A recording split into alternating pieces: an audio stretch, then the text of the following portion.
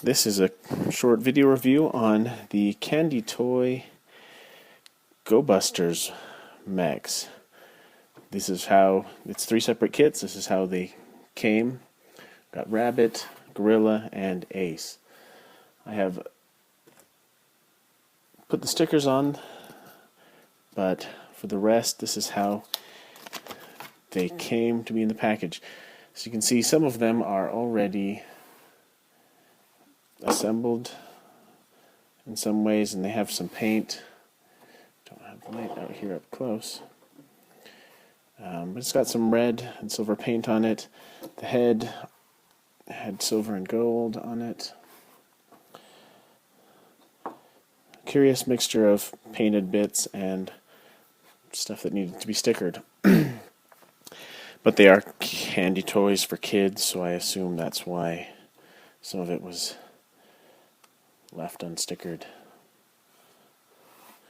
It's pretty simple and apparent. I did own the DX toys for a short little while and then decided to sell them. I have since regretted that decision, and I have DX Ace on the way from my favorite online store, Mandarake. I do not have Gorilla and Rabbit on the way yet, but I will get them again eventually. I'm really looking forward to Stag and Beetle, even though I am not cut up on the show at all. From what I've seen of the toys, they look like they will be really great. This set cost me, I do not even remember, $12, $16, maybe $20 on eBay. Like I said, all 3 came together. It's a pretty simple kit. There's not a lot to it. I don't remember what the rabbit's supposed to look like.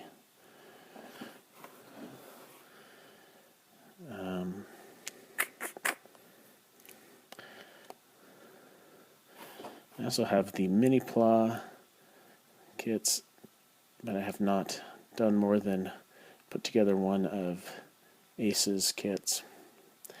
The stickers are not very sticky, as you can maybe see. Excuse me. As you can maybe see on these ears, the little yellow tips are just popping off very easily. I will probably use a paint marker on that in the future to finish that end up and make it actually look good. These little earpieces are really hard to get into this little head, but I thought the silver looked nice anyway on the ears. So let's see, what is it supposed to look like? This clips on here.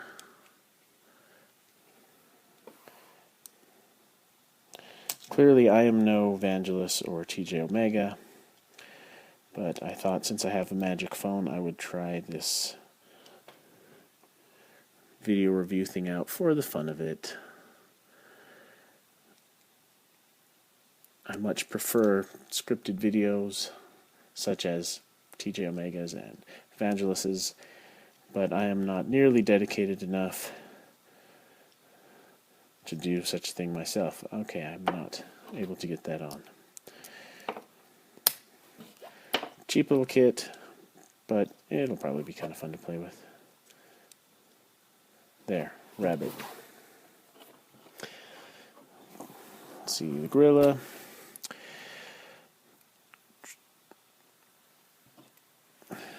It goes onto that little square piece right there. I'm completely blocking the light. Don't know of a better way to do the lighting here.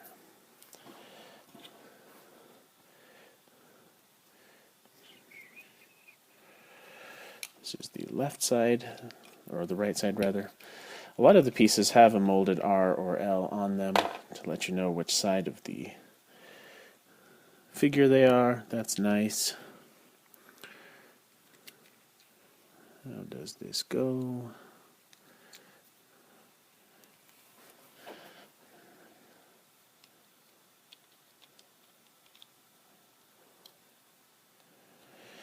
These kits form the Rabbit, the Gorilla, and Ace's robot modes, and they can also disassemble and recombine to form GoBustOh.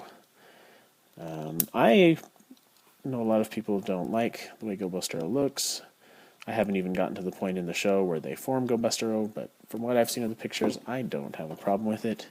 It looks fine to me. Alright, I ran out of storage, so you don't get to see me finish assembling them. I just clicked them together. So you've got Ace, Gorilla, and Rabbit. Rabbit has no posability, but then the DX one didn't either. Gorilla also does not have any.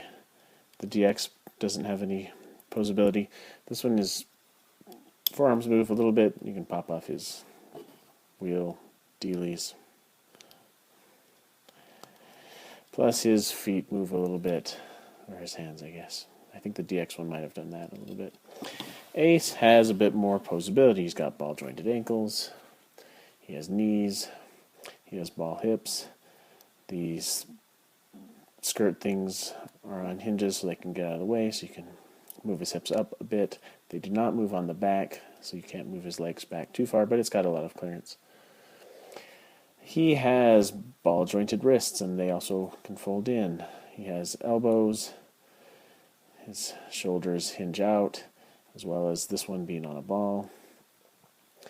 And his head is on a ball with a limited range of motion. But he's a decently posable little guy. And he has a sword. And swords are always awesome. So that's the mechs in their solo mode. If they have a name for it, I don't know. Oh, he also has some torso articulation. And there's that. And then to combine them into GoBustoroh, we get to disassemble them again into all sorts of little pieces. Let's see if I can do that very quickly before I run out of battery. Alright, here is Candy Toy GoBustoroh assembled. He looks alright to me. It's not the greatest mech design, but there he is. I had meant to show as far as I've gotten with the mini Pla kits. This is the top half of Ace. You can see the scale is much, much larger. I'm guessing GoBustoroh will be about that tall here. And of course the DX are significantly larger.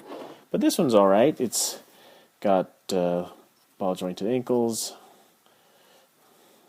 Not with some pretty decent inward range, not too much forward and back, but a little bit.